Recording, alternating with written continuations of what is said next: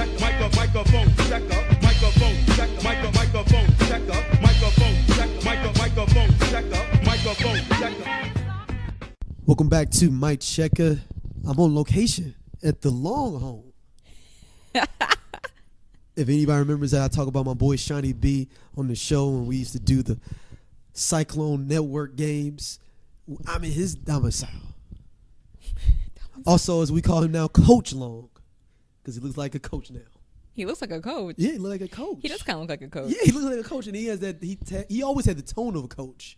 Now he just looks old enough to look like a coach. Aww. Now the age is caught up to him. Now he look like a real coach. He's a cute coach. Yeah, kids just gonna pop up on him. Hey, you my coach? Oh, you're not my coach. Okay, all right. If you see my coach, can you let him know that we miss him at the front? We're worried at the front of the mall for him. No, you know Shiny Band. No, I love him, man. We've been through ups and downs, all that stuff, man. So this is not about him, though. This is about his lovely wife, the great Jodi Long. I don't know about great. Yeah, the great. I always use that for people that I admire. Okay. The great. Okay. Well, I'll take it then. Great. Jodi is reporter, not wanting to be an anchor anymore. You did. Let's just start there. What was your? Let everybody know who you are. How about that? Yeah. Well, I actually am an anchor and a reporter for Channel 13 in Des Moines, which is the NBC station here. And yeah, I started doing this 6 years ago. Went to college in Minnesota at a small private Christian school called Northwestern.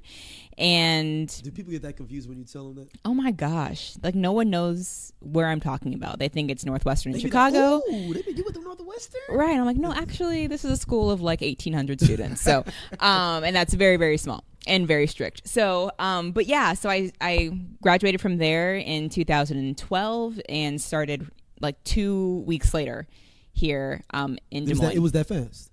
Yeah, I was already hired by the station when I was in college. So. Oh snap! Okay. Yeah, okay. yeah. So I work here at the station. Been here for 6 years doing reporting, and then within the last couple of years, I don't know how many has it been, Rashawn? Maybe 2 years of anchoring.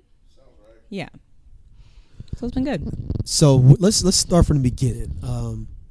Let's start from your story when you, as a child, when you came into the world. What was going on? What was going on? Because your story is super interesting. Like it's inspiring too. So let's go there. It's funny that you say that because I feel like my story isn't interesting, and even when you asked me to do this, I was like, I'm boring. But I guess I'm not. No, you're I mean, not where do you want boring. me to start? Like as my adoption story? Yes, there we go. Okay, that's a great place to start. Yes. So I was born in Chicago in September of 1990. Do you know what part of Chicago? My wife wanted to know. Like, what part? Do you know what part of Chicago you was from? Yeah, my parents actually lived in the Robert Taylor homes. The Taylors. Yeah. Wow. Yeah. Have you visited the Taylors? Are the Taylors closed down, Shani? They're not there anymore. Yeah. Did you see them before they were torn down? No. Oh, I've you just saw the area they were in. Yes, I've just seen the area post projects, but yeah. So I was adopted at 32 hours old, and my parents raised me in South Central Illinois, and lived there for most of my life.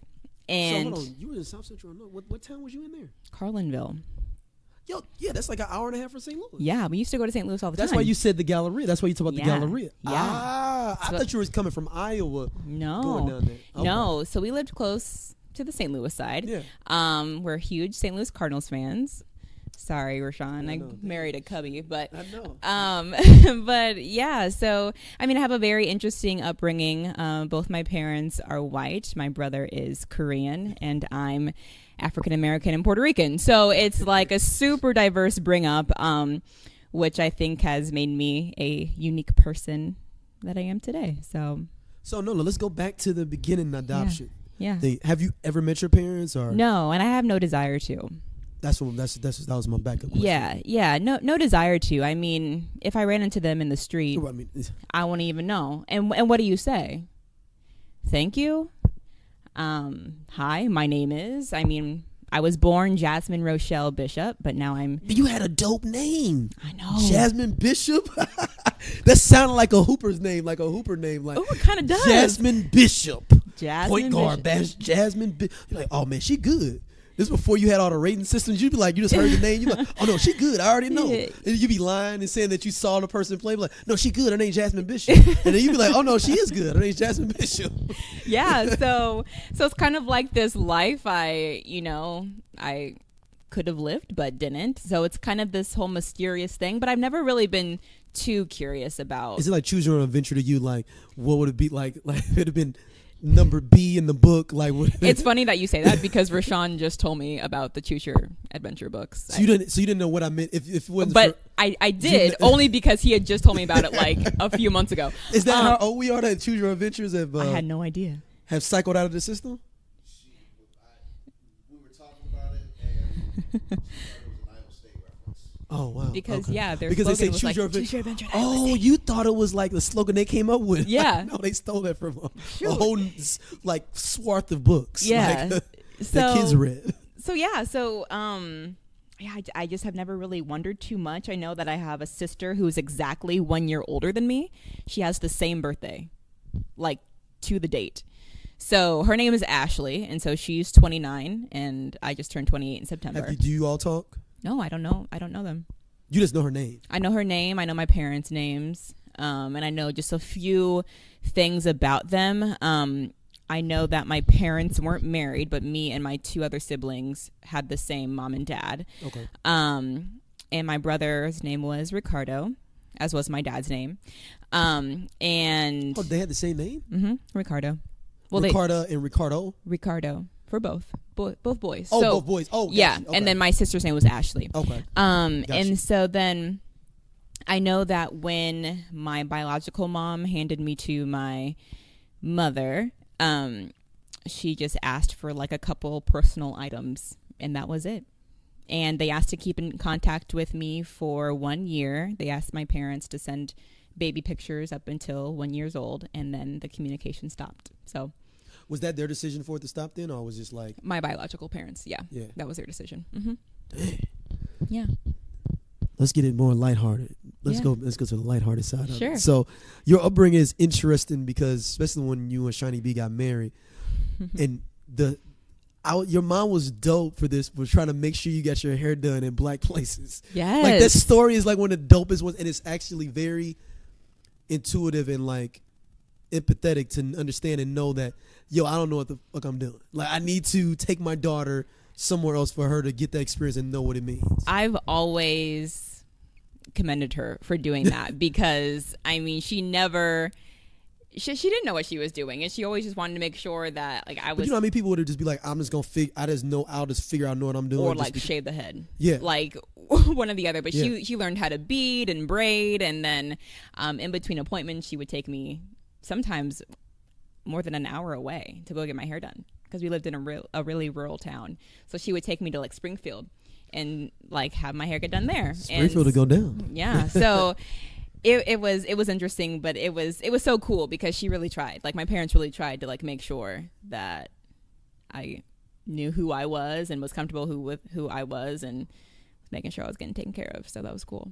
So when you coming up, I mean, what point did you know? Like, I mean, obviously did you know that they weren't your real parents? Like, was it easier for you to figure out because like, okay, I'm black, they're white? No. I think even like opposite of that, actually. Really? Like, it was never like, hi, Jodi, we're not your real parents. Like, it was never like that sit down, come to Jesus exactly. meeting at all. No, it wasn't like that at all. I just always knew that these are my parents. I never pulled the you're not my real parents card. I never did that, and neither did my brother. But we just always kind of knew, and my parents were always there to answer any questions. Like I mean, if I questioned, well, who are my real parents? Like, who are my real parents? Or what's my sister's name? Or what's my brother's name? They would try to answer that as best as they could. So I never really had that, like... I found out that's not my real mom and dad. Like, that big moment. No, and it's funny because, I mean... I sound white. I feel like I'm white. Ain't no sounding white. Well, There's no I don't know. I do. White. Well, I do. But that's not though. That's not. There's no such thing as sounding white though. Well, okay. You sound Iowan. I sound Iowan. And Minnesotan, yes. What?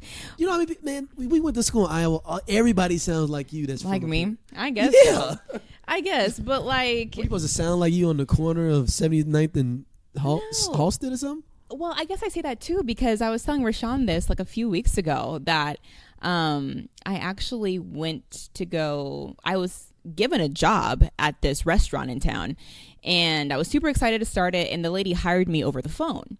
So when I walk into, the restaurant for my first day of work, she's like, "Oh, hi, can I help you?" I said, "I'm Jodi." She goes, "You're Jodi?" And I said, and she looked at you like that? Like, yeah, and I was like, "Yeah, I spoke to you on the phone." She goes, "Oh, we don't need your position anymore." So that's what I say. I sound white because people. But did you know that's what it was then, or did you reflecting back to understand? No, I knew happened? what it was then. Okay. I knew what it was then, and I've even had that with stories, like when I set up stories with folks. "Oh, you're not who I thought you were." What do you mean? That's what they mean. Yeah. Okay. So that's what I say. Like, when I say I sound white, I don't know where we were going with this. Before, I was going to go to Black Klansman in a second, but Sure. Because that sounded like a Black Klansman moment though. Like you could have played it up and like, "Oh, I'm not going to come to work today," and then you like stay on the clock forever, and then you go into work when they leave. Like I was there, and my time card is in there, right? So you would always be there, but they would. But it was never exactly. So it's just kind of a interesting dynamic in that sense. So like. When you were coming up, so you came up. So your upbringing, how was your upbringing? So you know your dad is super religious. Mm-hmm. Tell that whole story and that side of how everything kind of shaped up, and then we can kind of move forward. Yeah, I mean, we just grew up in the church. I mean, my dad was a pastor. It still is a pastor, and he also managed a series of Christian music radio stations. And so if DC Talk. All of that's that. the only one I know. Newsboys, yeah. So yeah, that was just our life, and we were always in that environment, and it really shaped me to who I am today. That's still a big part of me, but that it was just normal for us. That was just how we were. But things were like limited. I remember my brother bought an Austin Powers movie. The first one.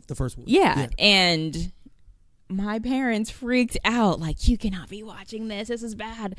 Austin Powers? Yeah, Austin Powers. They like weren't into it. I couldn't watch Pocahontas. I'm making my parents sound really weird, but they're like, "No, like Mother Nature doesn't talk." Just like weird stuff like that. Yeah. And I couldn't listen to like secular music for a really long time. It wasn't until I was like in 6th or 7th grade where.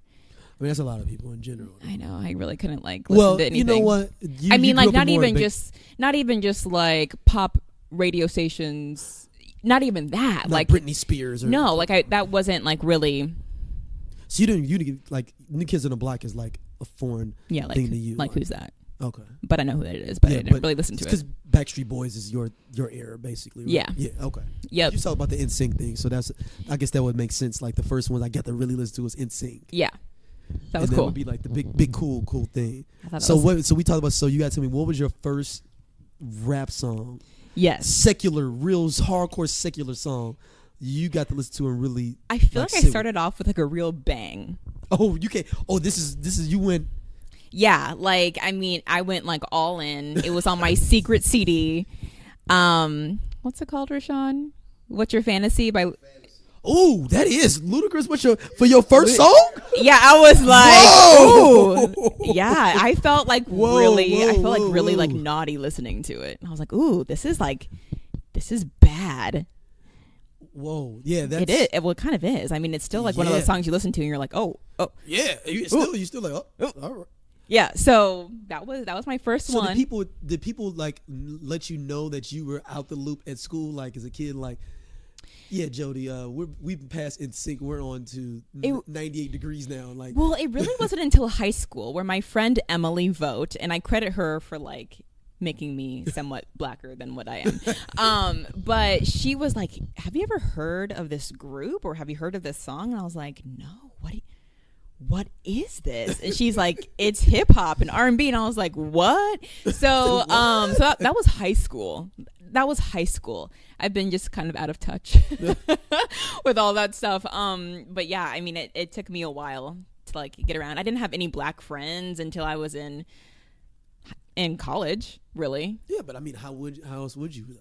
I mean, there were some black folks at my school, and yes, we were friendly and all that, but I really didn't seem to like learn more about black culture and like more of that until I went to school up in the Twin Cities and being around a more diverse population. So that was cool. So your college was in the Twin Cities. Mm-hmm. So that was a part. So that was because I was when you were saying you went to a small school, I was like, It was small, but like I mean, it was a small private white school with a lot of homeschoolers. Like it was like a really like it was like a niche. So were you homeschooled? I was not homeschooled, Okay. but like it was a real like niche school, and it was a great school. But it's one of those schools that like you don't just go to unless you want to. Like I don't know if that makes sense, but like I mean, for example, since it is a Christian school, you have to come out with like a minor in biblical studies, and so it's like a very intentional, like Christ-centered school. And I just it's not a school for everybody. I'll just say it like that. Okay. Kind of like Oral Roberts. Yeah, if I had to do it over again, I probably wouldn't go because I just felt like it wasn't a real world experience because you couldn't do a whole bunch of things, smoke, drink, have sex, all that. Yeah. So, but with my school being in the heart of the city, I mean, we were still in the city. So it just kind of opened up a whole bunch of doors, and I learned a lot. So then, what was your first like, man, like this black thing is way different than I thought it was, or like this is something I missed? Is it when you found out today when you hadn't seen New Jack City? Basically. I haven't seen a lot of those movies. Look, it's fine. There's so many people that haven't seen those stuff. It's just, but really though, I feel like I'm the my heart every day that the more and more people I find. I feel like I'm the only one. I'm glad that no, there's you're other not. people out It's there. breaking my heart every day that more people haven't seen these classics. Okay. So it's not just you. It's just a. I'm just the old man. I'm like my dad or somebody like, man, you ain't seen Superfly. You be like, man, Pops ain't seen it. I mean, I wasn't in the theaters in '77. You know, like right. And they'll be like, well, you finna watch it. You know, put this VHS in and watch it. That's how I kind of feel I want to do with you, Jodi. Okay, that's fair. We may have to. That's your job when we go to the game. You're gonna watch Minister Society on Netflix. No guarantees. No guarantees on that one. So, what made you want to get to journalism and being a reporter anchor? Well, I grew up around that as well. So my dad is in radio. My brother pursued a career in radio. So is your brother in radio still now? Kind of, sorta. Okay. He's in media, so he does like commercials and PSAs Okay. for Teen Challenge, which is like a drug rehab center. In Minneapolis, right? Well, it's actually all around the country, Okay. but he works out of the one in Minneapolis. Okay. So he does that, and my dad has a 40-plus year career in radio. At certain points growing up, my mom worked for my dad at the radio station. So, wow. I mean, just talking and telling stories and being around a live mic was just like really common growing up. So I thought at first I wanted to pursue radio. Please silence your phones. At first I thought I wanted to be in radio because I wasn't so sure. I wasn't so sure I'd like TV for some reason. But then I was like, no, I definitely want to be on TV. And so, yeah, I didn't really have any trouble deciding my career so you path. was like, yo, this is my path. This yeah. is it. Mm-hmm. So, like, what was like your biggest hurdle you feel like getting into journalism, getting into the field, and like? I'm really blessed because I feel like I didn't have any hurdles. I mean, I busted my tail in school. I had a total of like 4 internships, all in different parts of the Midwest throughout my schooling. And I had multiple offers before I even graduated college. So I just felt like I was fortunate. I know it's a very hard industry to get into, but once you're in it, you're able to move around easier. But yeah, I just really, it's all about taking that first step on your own because no one is going to do it for you. It's kind of one of those jobs too, where you can get as much schooling as you want, but until you're in it, you don't know it. You don't know how to do it. So I was really thankful for all the internships because had I not done that, I probably wouldn't have gotten in as quickly as I did. So what would you suggest for like people that are getting into the, I guess, internships? And if that isn't a possibility, go shadow somebody at your local TV station and just spend a day with them. Try and go back as much as possible if an internship isn't in your realm, but just get into that environment and watch TV.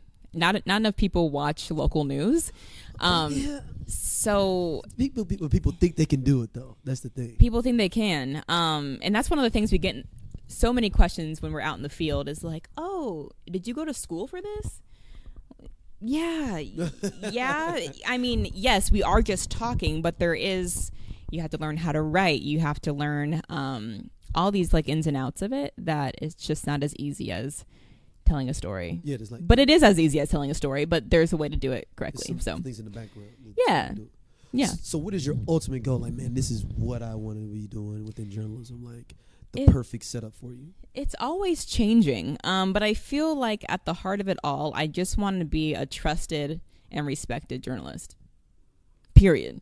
Like, I used to think I wanted to anchor like on the Today Show or move to a really big market like the Twin Cities. And now those things are kind of like, because the grass isn't always greener when you're in a bigger market or at a national level. Really being connected with your people in your town where you work, like that's a crazy feeling. Like, And I think that's getting less and less. Does it feel like it's getting less and less in journalism? Because it's becoming more national. I don't feel like it's becoming more national, Mm. in my Interesting. opinion. Still people will watch local television. The demographics of those who watch is changing for sure. But it's harder to kind of rope in those younger folks because they're getting their content elsewhere, like social media or the internet. But yeah, for me, I just love being at a local level and being able to chat it up with somebody at the grocery store who recognizes me and is like, hey, I have this story idea. And then like, that's how you get good stories. And that's how you get so the grocery connected. Anywhere. There's been so many times we've been interrupted at restaurants, grocery store, church, anywhere. Give me a crazy story of somebody interrupting you. Like, Oh my gosh, it happens all the time. no, like someone was like super funny, like, and it was like crazy, like something out of the ordinary. Oh gosh, that's hard to think of on the spot. Like for a guy, it would be like, I'm at the urinal though. And Oh, like, he's sure. like, hey man, you know what you should do? You should go ahead and do this Oh, yeah, I full guess- piece on Walter Payton. You're like, Yeah, I guess somebody the other day on election night saw me in the bathroom and was like, I think I know who you are. And I was like, yeah, I think you probably do. She's like, we love watching you on TV. So, I mean, yeah, it's people all the time. Do you take a lot of pictures and stuff, or are you one of those people that's like, no pictures, I'm hanging out with my husband? No. Sometimes if they want a picture, sure. But sometimes you do have to kind of cut them off. It's like, okay, I am out at a restaurant. There was one time we were at a really fancy steakhouse and this lady came over and was like swooning over me, and it was like me, my husband, and a few of our friends, and I was like, okay, ma'am, like you need to go sit down because Well, she was acting like she was in y'all party. like hanging out with we're y'all, spending like- way too much money here to have a fifth party member. So yeah, so Oh, she was getting drinks on y'all too though. Like, let me give Yeah, me a she- crown too. Forget that on right. I'm pretty No, sure it's on she- him. It's on him. Yeah, so it happens, but when Yeah. you live in a town that feels as small as Des Moines does, you can't be mean to people because they'll remember you. That's true. That's So true. yep. People in Des Moines, people in Iowa State are still mad about stuff from 2001. So I can Grudges, imagine. grudges. Yeah. Oh. Yeah. So it's cool. Bring up the name like Kurt Heinrich or somebody. You'll see what happens. Okay. It ain't gonna be pretty. I'll have to do like a special report on like people who. Hey, I guarantee your phone Okay. will bring off the hood. You'll find there. You'll be a brother all the way from Carroll calling you like, I heard Carroll. y'all wanted me somebody to hate on Kirk Heinrich. I was calling in for that. Thank you. Caller number 27. So how has social media changed journalism from the aspect, at least because you're more classically trained, or was that taught while you were there, like this new age of digital as well? That was a part of it. I mean, I'm really not all that old. So like I've only been like I was at the height, or Facebook was a thing, Twitter was a thing, all in college for me. So it's just more so you just realize that that's where people want their information, and so we have to kind of change our storytelling aspects in some way. So we'll always do like a digital video copy of stories that we tell, or we'll do like an extra push on special nights like election night, or if there's like big natural disasters or something like that, which we've had all summer long in Iowa. Like we'll do like special digital content, but Yeah, I mean, we just have to put an intentional focus on reaching the folks on social media because we know that not everybody's going to turn on their TV and watch us. So we have to be super intentional about reaching the folks online. Do you get a lot of people hitting you up online like with random stuff? I don't, thankfully. Well, yes and no. Like, I guess there's kind of two parts to that question. Go ahead. Being in the public eye, a lot of people think that they know you, right? And so like they'll contact you. But that's how you kind of want it to be, though. Kind of, sort of, but there's a line. It's like I really don't know you. Oh, people are like, "Hey, what's up, man? What you got going on this weekend?" Like, well, like a lot of people were offended that they weren't invited to the wedding. Are you serious? I shouldn't say a lot, but more than one. We're like, oh, you were so kind to us when we did a story. Like, why didn't you invite us? Oh, wow. Oh, okay. Well, I don't know you. Yeah, Stuff like that, which is just part of the game. People will reach out to you. Oh, hey, you're gorgeous, and you're just like delete whatever. But then the other side of that is shooting a shot in DMs. I don't get it hardly at all compared to like our blonde hair, blue eyed meteorologist. So I guess that's a perk to living in Iowa. But also we do get a lot of messages just about story ideas into our in our inboxes, which is great because people are seeking you out personally to do a story, which that's how you get stories that nobody else covers. So yeah, it happens a lot. You always have to be available, which sometimes like I don't want to be. Sometimes you just don't. Like sometimes you just wish that you were not in the spotlight. And you know, I'm one of 3 African American women on television in Des Moines, so it's like they know you. They know you. Like there's no mistaking that like you are who they think they are.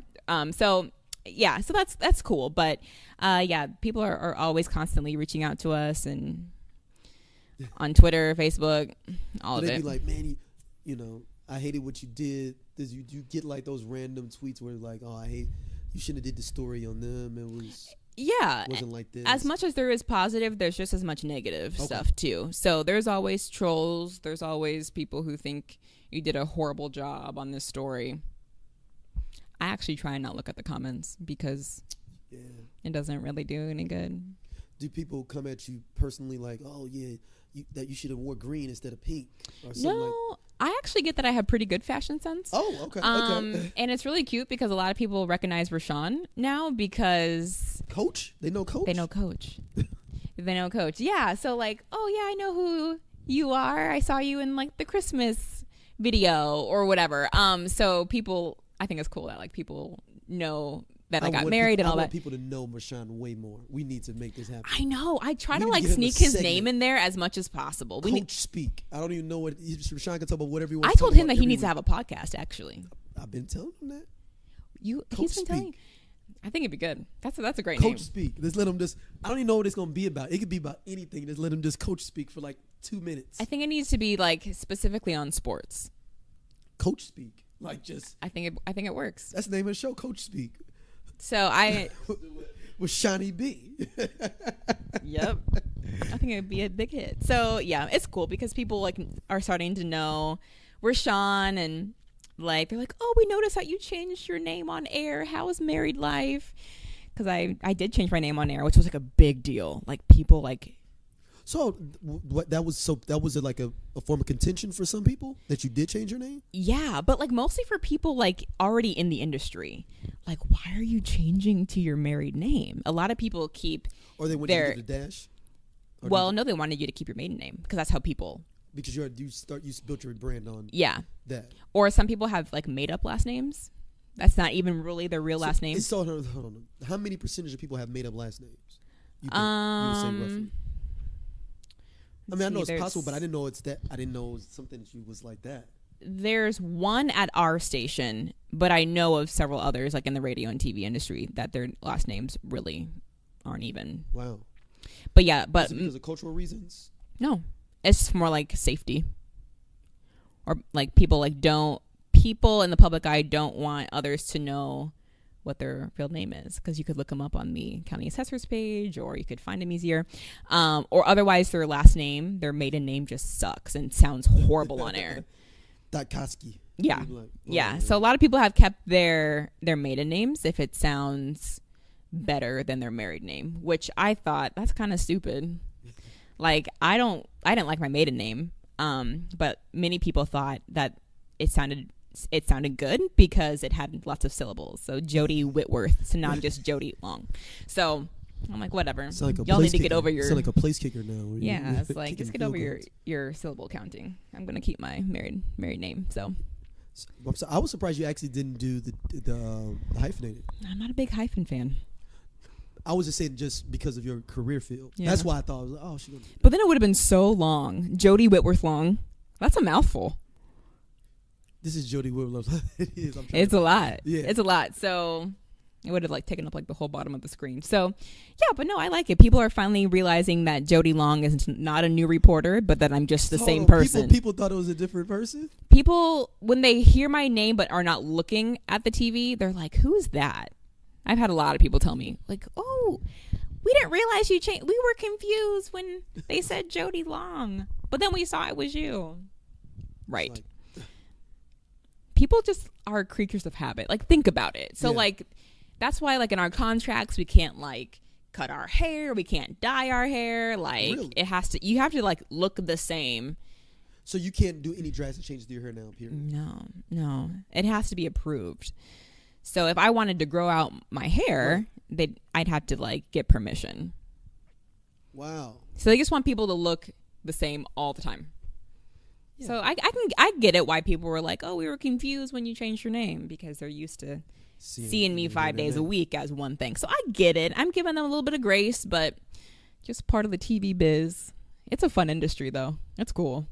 Would you want to do like a big HBO type of exposés where you're like going in the middle of the Medellin cartel or something, investigating them? Like that deep maybe type stuff? Maybe. Not necessarily something dangerous, but I'm saying where it's a deep, long...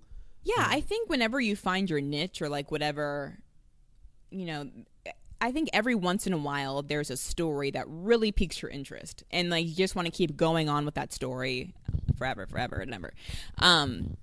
But maybe longer format stuff. We're so not used to that. We're given 90 seconds to do a story, so it's crazy to think like, what would I want to do long format? What investigate? TV it would be fun. We were talking about 2020 earlier, something like that. That'd be fun. It'd be fun to do for sure. I would love to like work on Dateline or something. Long production time to try to get all that together. Years. That stuff takes years. Yeah, for a 20-minute segment. I can't even imagine. But yeah, it's been cool. Like, I mean, we've had some really big stories here in Iowa this year, and I've had the chance to rub shoulders with folks from Dateline and NBC and all that. And it's interesting to see how different their work is from local television. So it would be fun someday to maybe experience that. But I can't even imagine. Like, the hours are already so crazy at a local level.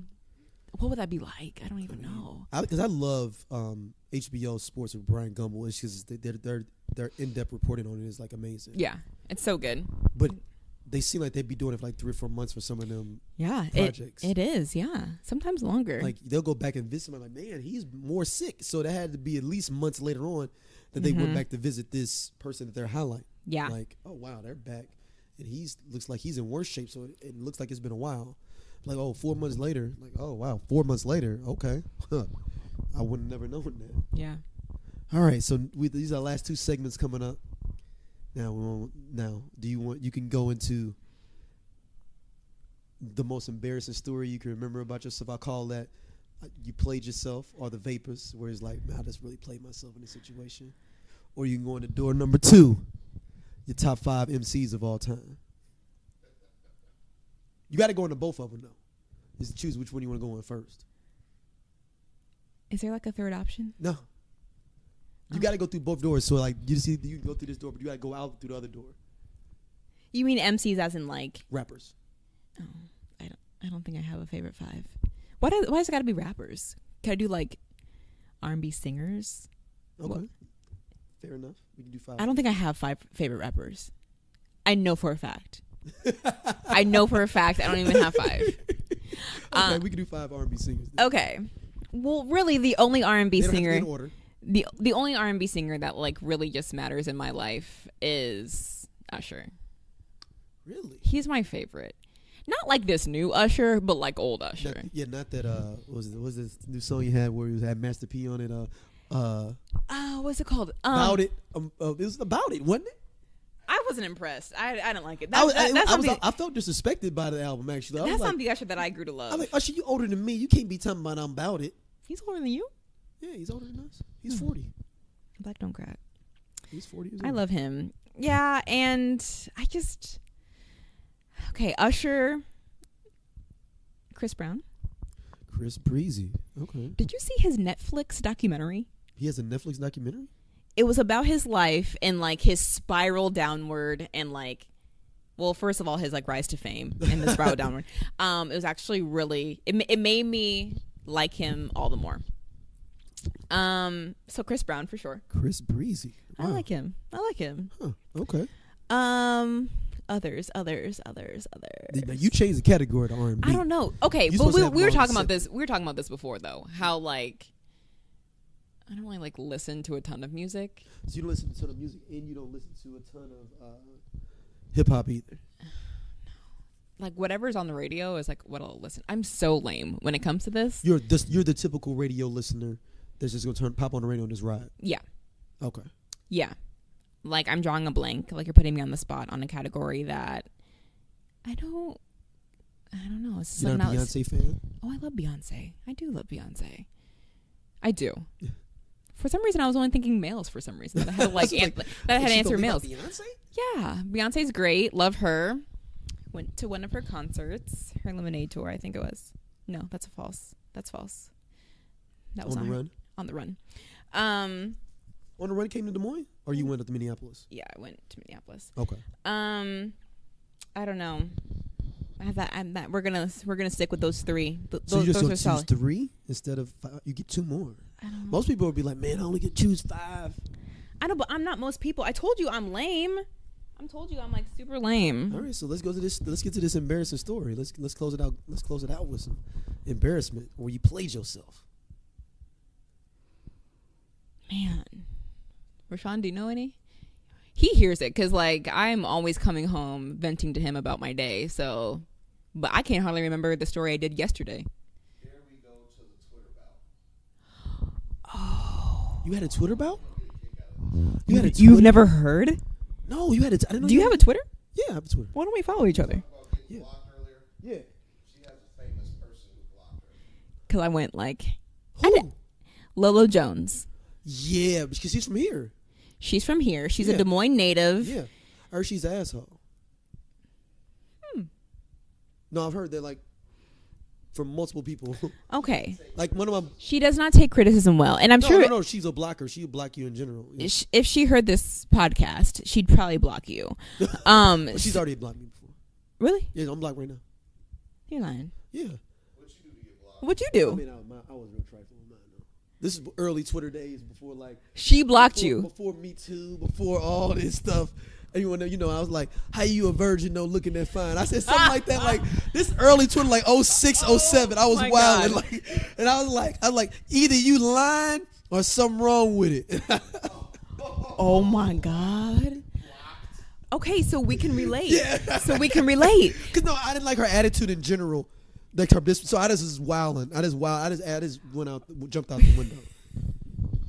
Cause she said some crazy stuff, and like every time I saw like highlighted on like a sports segment where it's like doing the things like, yo, you're not this dope like this for people to keep on giving you these chances to try to get a medal. So, okay, for the record, Yes. I was big into track. I've been running track since 5th grade, ran track in high school, ran track in college. I love track. And I looked up to Lolo Jones because she was like the hometown girl. And she was right above you age wise, like right there. 'Cause Yeah, she's me and Shiny B. Yeah, she's not that much older. So she would like come back and come to the Drake Relays, which is like historical Yeah. track meet. And it's on her home turf. Kids who went to Roosevelt High School run at Drake Yeah, for their meets. she was supposed to go to Iowa State. Oh, really? She went to Yep. LSU. Yeah, At the she did. LSU at the last minute snatched her up. So, anywho, so this was a couple years ago, and for like the 3rd time in a row, she backed out of the Drake Relays once again. This time it was an excuse of like an injury.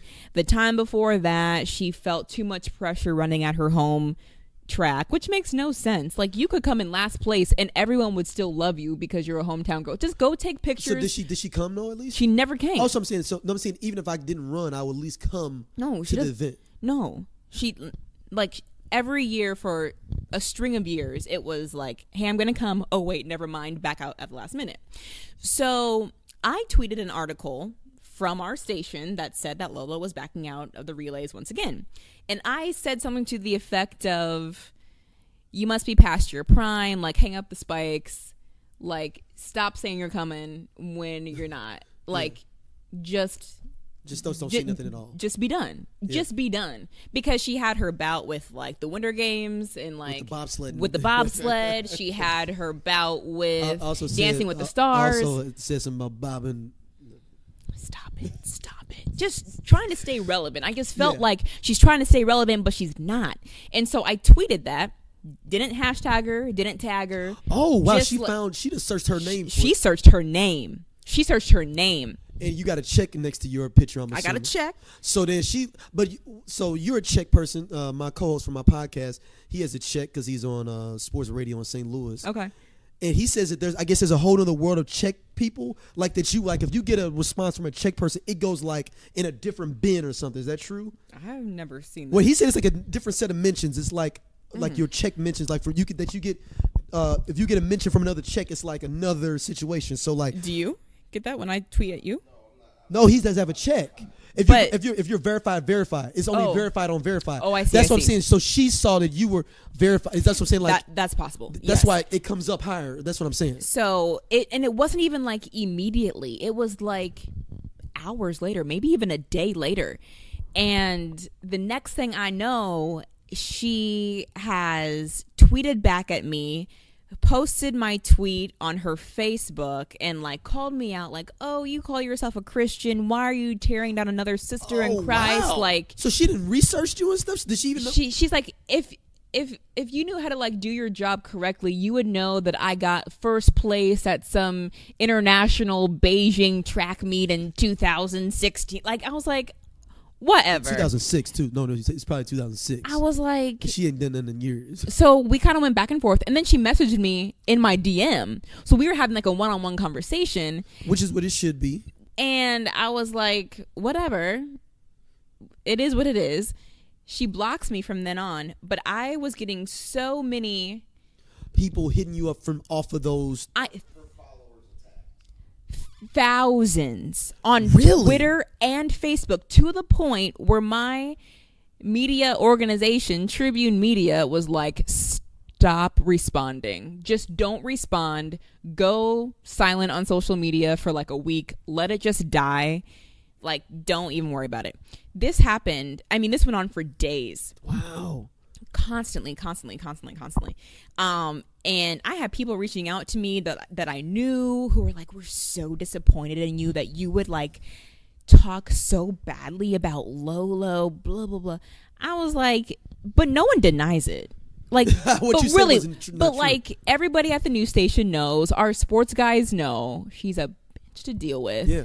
Like, she's just difficult. And our newspaper, the Des Moines Register, wrote an article similar to my tweet saying like, okay, this is like the fourth time in a row that Lolo has backed out of her hometown race for one reason or another. And Lolo called the Des Moines Register and said that they can never do a story on her again, and like cut off ties like with the Register. So it's like, see, I don't get it. I just don't understand what her deal is, but she's just really, I just feel like she's trying to stay in the limelight and everybody can see past that. Lolo, yeah. It's disappointing. But yeah, I mean, I just pray one day that she does come back to the Drake Relays event and I can interview her for a story, because she'll probably remember me. No, because you changed your last name. Maybe not. That's true. No, but I'm still blocked to this day. Yeah, because your Twitter. I guarantee if you changed your Twitter and got another one, Jodi Long, on it, it was like, we love you, Lolo, she would not even trip off of it. I think what bothered me most was that I know that she searched her name. So she's like, looking for the drama. She's looking for it. Like, she's just looking for those who are in favor of her and against her. And I was just like, for what? But it's really, I've realized that when people doing that, it's really to boost themselves up. It's like, let me search for my name. Oh, okay. So they can use you as a stepping stone for them to get attention. That's just Like, so look weird. at this person I know. trying to diss me, y'all. What y'all gonna do? True. Handle you. What That's y'all true. gonna do? But it's like a big drug dealer. Like, well, you haven't seen this in the movies, but our listeners understand what I mean. And he's like, something happened, and it happened. Is like, even though they attacked them as the person, the leader of the gang or the mafia, the drug. So what y'all gonna do? They just gonna come up in here and shoot at me? What y'all gonna do? And it's like they point them at everybody out, like, what y'all gonna do? Yep. And that's rallies what- everybody up. Yep. Yep. And it rouses everybody, and then they just sit back there at the hideout, like, man, that's messed up what they ended up doing to that dog. This and it like, man, they did that. They just, I hate that stuff, man. Like, because I've done it. I've done it before to people, man, and I felt bad about it. 'Cause I'm not a troll no more, man. I used to be kind of trolling people. Oh man. Well, at least you admit it. Yeah, I mean, I wasn't troll. It was educational trolling, I will call it. Just like a nice little clap back. Yeah, or I would find out something you said ridiculous. I screenshot it and said, I don't listen to people that say something like this. Boom, and then I'll put it on top of it. Ooh. You don't Why- do that anymore? No, I don't Okay. have time, man. I got a 5-year-old, man. A lot of that stuff. Yeah, you don't have- Yeah, I ain't got time. That takes effort. Yeah, Yeah, I had it time. takes I didn't time. have no Yeah. kids. I be at the crib, sitting on you. Oh, okay. You want to say that? Let me go through your timeline. I go back 5 years on your timeline.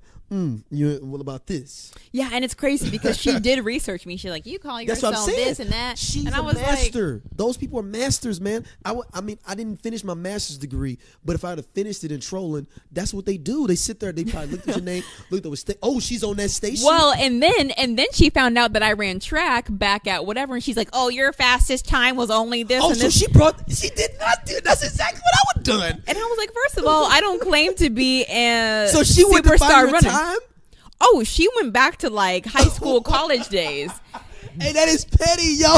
It's petty. Well, I just For felt high like school, she went back to your high school times. I asked her. I was like, "Why do you even care about some low life reporter that I am?" Cause she went to Roosevelt, right? Yeah. Okay. Which is like a stone's throw away from our station. Yeah. We competed against Roosevelt in high school. It was just crazy. It was so crazy. But I was so worked up that my husband had to take the phone out of my hand, and he's like, "You need to just go to bed."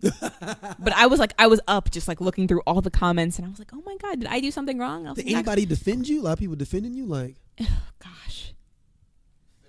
Very, very few and far between. Lolo is that much of a big deal just because It's just because she's the hometown girl. You can't you can't beat that. Right. You can't beat it. But then when the register came out, basically saying what I said, I was like, okay, I'm not the only one. Did people start backing off then a little bit, or was like, fuck that, we still going? By that time, it might It have had died down already. It might have died down already. I wasn't getting the hundreds of notifications an hour saying that I suck as a human being. But yeah, my trolling got to the point I got put on a white supremacist website though. oh, nice. I was the chimp of the week. No, it was this. Stormfront has a chimp of the week, and they had my picture.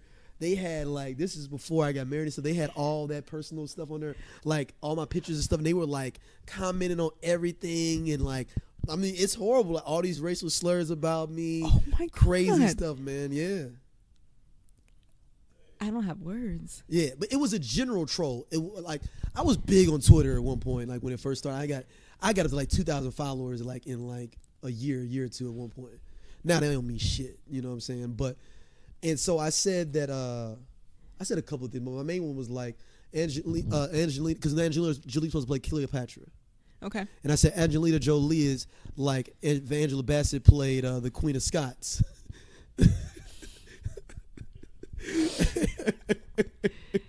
And they got put on BuzzFeed and Huffington Post and stuff. Oh my and gosh. so it got out there, and then I used to have a blog for a long time called From Ashy to Classy, and it was pretty big.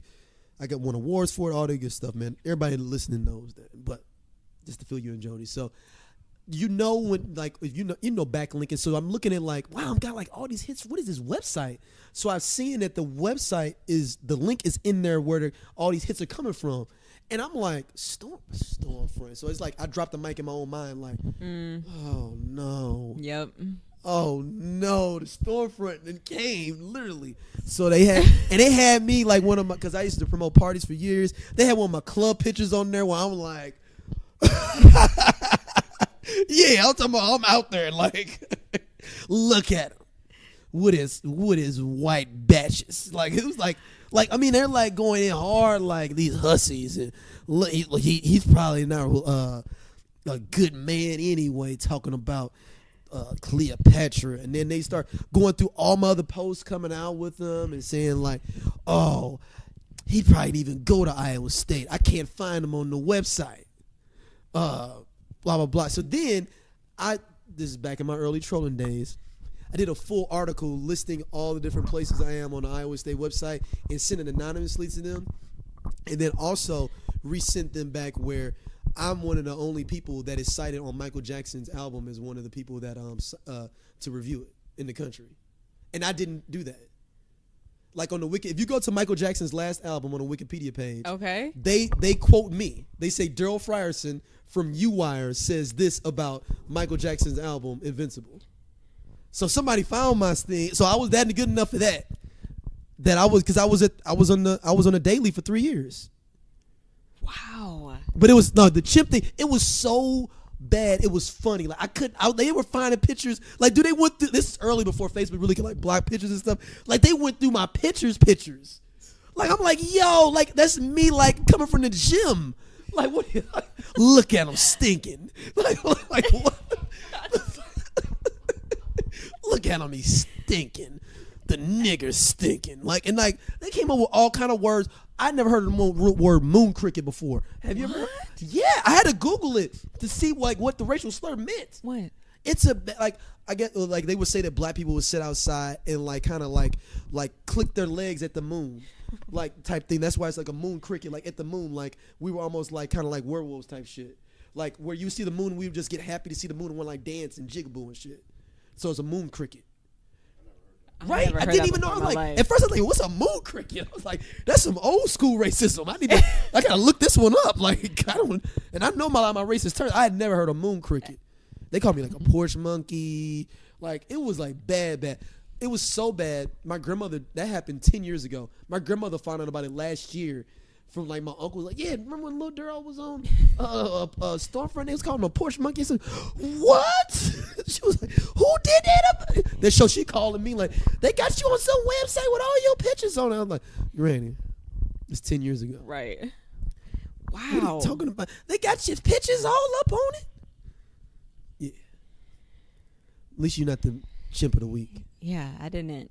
Yeah, and they were hitting me up on Instagram. No, this Instagram one existed. On Twitter hard, like, you look at your coon, you nigga. Like, you know, one dude, he put nigga and put like 4 R's behind. I'm like, damn, like, you for real with yours? The 4 R's just had me this more like, man, nigger. Like, oh man, like y'all racial. Wow. Yeah. And then I put up a Malcolm X quote. Then that's what I'm saying. I was like getting them mad and stuff. I was fanning the flames. You were. You know. Then I put up. I'm glad that you've like moved on. Yeah, and then I put up like a Minister Farrakhan. I was wilding. I was wilding. So you don't have to deal with that now. Because that was the Wild West of Twitter, man. Twitter is way more cleaned up now. I know people think it's not. Back then, that was really, nobody had any parameters on anything going on when it comes to disrespecting women, people racially, anything like that. You know how many bad words towards homosexuals on there, man? Please, that was nothing. Nothing. People get some sort of crazy courage when they're behind a keyboard. It's just like living in a mama basement. It's true. But like the guy that just killed everybody in Thousand Oaks. Went in his mama's car. Like, how lower you get? You in your mama car to go do a crime. Mama, when you gonna be home? It's a sick I'll be world. home at 8. Damn. That was the time I was playing.